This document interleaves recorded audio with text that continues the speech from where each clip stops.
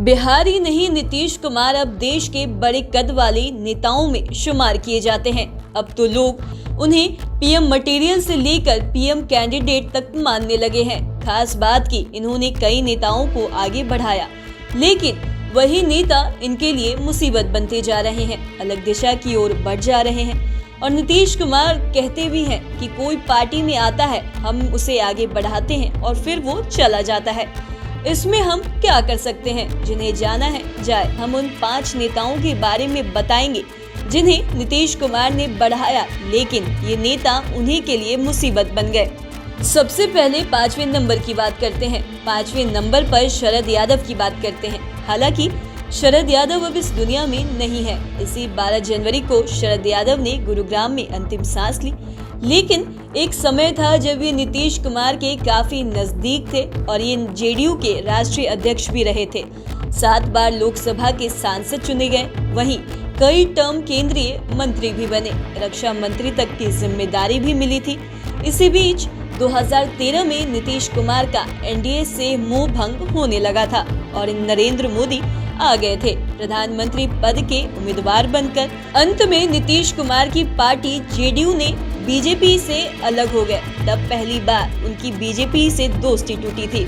Political expert की माने तो नीतीश कुमार बीजेपी से अलग होने से शरद यादव काफी दुखी थे और वो एनडीए का साथ नहीं छोड़ना चाहते थे। इसी वजह से दोनों के बीच खटास आने लगी। लेकिन जब 2017 में फिर से नीतीश कुमार एनडीए के साथ आ गए तो इस बार शरद यादव अंदर से मरमरात हो गए। इसके बाद शरद यादव ने 2018 में लोकतांत्रिक जनता दल नामक पार्टी बना ली। बाद में इन्होंने मार्च 2022 में अपनी पार्टी का आरजेडी में विलय कर दिया और नीतीश कुमार से भी संबंध ठीक हो गया था। लेकिन 12 जनवरी 2023 को शरद यादव की तबीयत कुछ ज्यादा ही बिगड़ गई और वो चल बसे।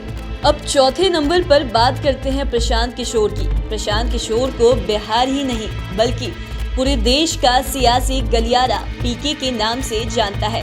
ये कई राज्यों में चुनावी रणनीतिकार के रूप में आज भी फेमस है। नरेंद्र मोदी समेत इन्होंने कई मुख्यमंत्रियों के लिए काम किया, लेकिन नरेंद्र मोदी के प्रधानमंत्री के बाद उनके साथ इनके रिश्ते में भी खटास आ गई थी।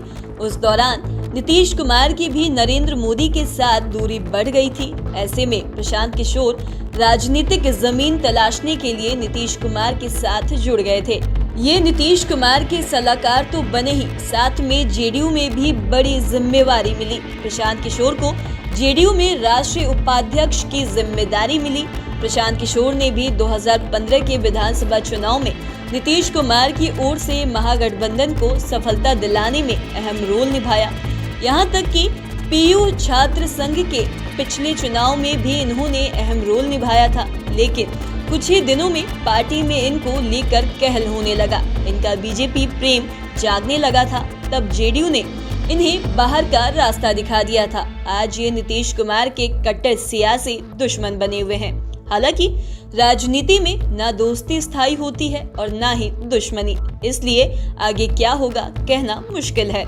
अब बात करते हैं जीतन राम मांझी की। ये नीतीश कुमार की वजह से ही बिहार के मुख्यमंत्री बने थे।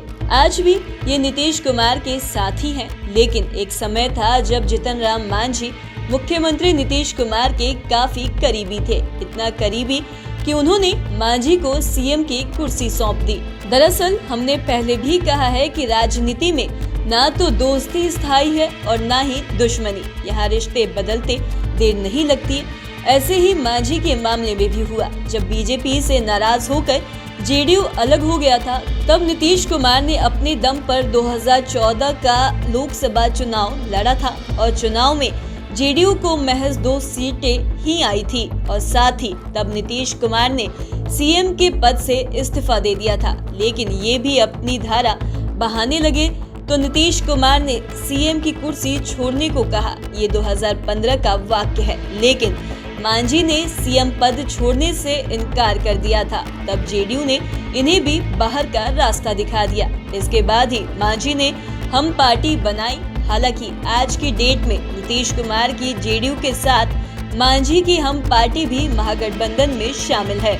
अब बात करते हैं आरसीपी सिंह की। इनका पूरा नाम रामचंद्र प्रसाद सिंह है। एक समय था जब इनकी नीतीश कुमार के साथ दांत काटी रोटी वाली दोस्ती थी, लेकिन अब दुश्मनी भी वैसी ही हो गई है।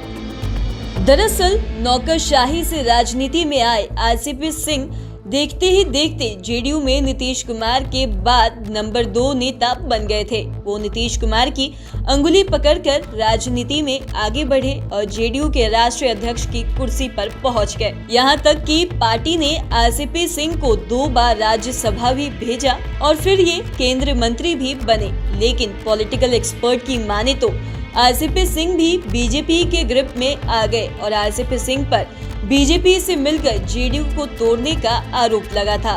बाद में इनके खिलाफ लल्लन सिंह ने मोर्चा खोला। फिर नीतीश कुमार ने आरसीपी सिंह को साइडलाइन कर दिया था। बता दें कि नीतीश कुमार और आरसीपी सिंह एक ही जिले नालंदा और एक ही जाति कुर्मी समाज से आते हैं। और अब पहले नंबर पर बात करते हैं उपेंद्र कुशवाहा की। उपेंद्र कुशवाहा की भी लड़ाई सियासी गलियारे में जगजाहिर हो गई है। बात इतनी दूर तक चली गई है कि नीतीश कुमार ने साफ कह दिया है कि जिन्हें जाना है वो जाए, रोका किसी ने नहीं है। तो उपेंद्र कुशवाहा ने ट्वीट कर पलटवार कर दिया और कह दिया कि बाप दादा की संपत्ति को छोड़कर कैसे चले जाए। दरअसल उपेंद्र कुशवाहा जब से जेडीयू में आए हैं तब से उन्हें बैठा कर रखा गया है। इसके बाद से उनकी नीतीश कुमार से अनबन शुरू हो गई है और गुस्से में उन्होंने पहले तेजस्वी पर हमला किया, फिर जेडीयू नेताओं को निशाना बनाया और इसके साथ बाद में नीतीश कुमार पर हमलावर हो गए। मामला इतना अधिक गर्मा गया है कि ये झगड़ा गांव की मेहरारू टाइप का हो गया है। क्रिया कसम सब खाने खिलाने की बात होने लगी है। बिल्कुल गोतियारी रगड़ा हो गया है। उपेंद्र कुशवाहा साफ साफ कह रहे हैं कि हमको नीतीश जी क्या समझ लिए हैं, ऐसे ही बाप दादा की संपत्ति छोड़कर चले जाए और बड़े भाई को संपत्ति हड़पने दे, ऐसा नहीं होगा, हम छोड़कर जाने वाले नहीं हैं। तो आज की इस वीडियो में इतना ही। अगर आपने अब तक हमारे चैनल को सब्सक्राइब नहीं किया तो तुरंत कर ले। साथ ही हमारे फेसबुक पेज को लाइक करें। वीडियो देखने के लिए आपका धन्यवाद।